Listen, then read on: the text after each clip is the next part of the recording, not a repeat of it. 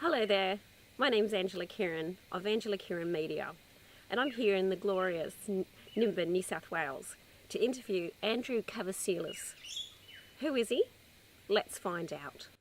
So Andrew, tell us, what is it, in your own words, what you do? Well, at the moment, I'm working, I suppose, at a corporate level. Yeah, there's no getting around it. I founded a couple of companies, an industrial hemp seed company called Hemp, and a medical cannabis company called Medical Cannabis Limited, and then a mining company, bought a controlling interest in the medical cannabis company, ASX listed company, Queensland Bauxite Limited, and from the added energy that and impetus we were able to get from that, we put 5 or 6 industrial hemp companies together, including a state-of-the-art de-hulling processing plant up at Kirin, which is Hemp Hulling Co. So what would you say is the major obstacles? Would it be people's attitudes towards it, or what do you think? There's different levels. When you talk about the propaganda that was introduced about the 1930s, you've got to understand where that came from. So Yes. underlying the whole prohibition of cannabis, this worldwide international prohibition of cannabis, Yes. it's tied back to the United Nations, the INCB, the International Narcotic Control Board. They administer the laws for the whole world on medicines and drugs, including opium, coca, and cannabis. So the underlying issue for cannabis is that no government owns it. It's just like coca and opium. People can look into this themselves, but no government owns it.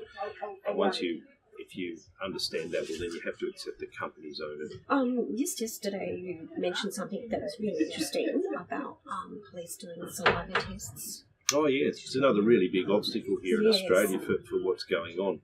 We're the only country to do them. These saliva tests were tested all over the world internationally. They were found to be unreliable and couldn't be recommended. And there were certain things that were brought up about them, including that governments were warned if you introduce this type of measure, you run a real risk of influencing your drug use trends. So people will go away from using cannabis to other drugs that aren't even being tested for pharmaceutical and prescription drugs, and also other drugs that technically they're a poison to the body, like the alcohol, methamphetamine. You can time how long it takes for the body to get rid of it, whereas with cannabis it doesn't work like that. What we saw during the debate, an almost 10-year debate to get hemp seed food products approved in Australia, where the police around Australia took it upon themselves to influence whole of state government responses to the approval coming out of constant approvals coming out of the federal FSANZ, the Food Standards Authority of Australia and New Zealand. They're the body you have in your food. They have a look at it. They conduct their own research, which they did do with cannabis multiple times, with hemp seed multiple times. They found it to be a good food, not another processing aid, not another chemical, not another GMO grain and corn and cottonseed and wheat. And they were actually approving a good food. We're growing low THC hemp. It's not no THC. It's industrial hemp. It's very low, but it's still there, and it is there in the food. And so, while on the one hand they've finally approved hemp seed food with maximum allowable limits of Delta 9, you've still got police trying to detect minute traces under laboratory confirmation for Delta 9. So we have this juxtaposition, and as an extension of that, when you apply this regime and a rollout of the genuine, meaningful medical cannabis regime, how saliva testing and medical cannabis going to work? Why would a company want to commit $10 million to comply with all the government regulations, set up a medical cannabis facility, and only have a very small patient group who won't be allowed to drive, could lose their licenses, and definitely won't be able to use cannabis to get on with their life? So, this issue's not over yet. You have children of your own? Yep. How do you actually teach your children? Oh, look, with kids, I'm fairly certain how I feel about how cannabis use in children. My rule is wait for your mind to develop before you try and expand it. Yes, and it's not for everybody. Everybody has a responsibility. Most people don't smoke cannabis. Most people in the world have never used cannabis. They're never going to need to use it. it's something that can exacerbate underlying mental health conditions, and so you want to be old enough before you're doing that. It's a bit like alcohol.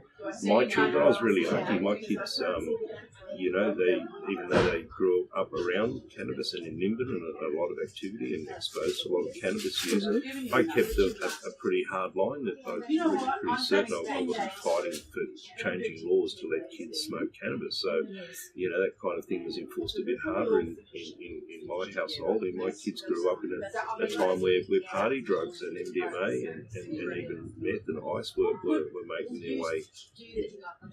So I would have hated to have been growing up under the pressures that they have nowadays, kids. So, my house was a fairly straight house, I suppose, compared to a lot of others. And, we're in a stereotypical, cannabis using family. I mean, we've had careers and stuff, and vocations. I did, I've always worked, the kids always worked. They understand, they're like, I suppose we're just like a normal family when you consider the number of, people who smoke cannabis in Australia. And for a majority of them, they do keep it quiet. I describe Nimbin as being like Oxford Street before gay rights came along. Okay. So when the media wanted to see gay, they went to Oxford Street, and the assumption was that all gay folk in Australia lived there. Yes. Cannabis users, it's much the same. When the media want to see pop cannabis now, they come to Nimbin. Yeah, the assumption is that this is where it's all happening, and we see the change now where we're on that seesaw now where, what the public's saying, we don't think we want police to be spending so much money enforcing laws that we don't support, laws that will never be won, a prohibition that has failed, that's been abroad from the start. Yes. Let's redraw the line, especially when it comes to cannabis and drugs. Just put it to the other side of cannabis and put cannabis in with alcohol and tobacco, and let's deal with it properly. Yes, that would be a really good achievement. Yes. Well, thank you, Andrew. I'll just shake your hand. All right, no problem. Thank you. It's lovely talking to you. Thank you for your time. That's fine. Great. Yeah.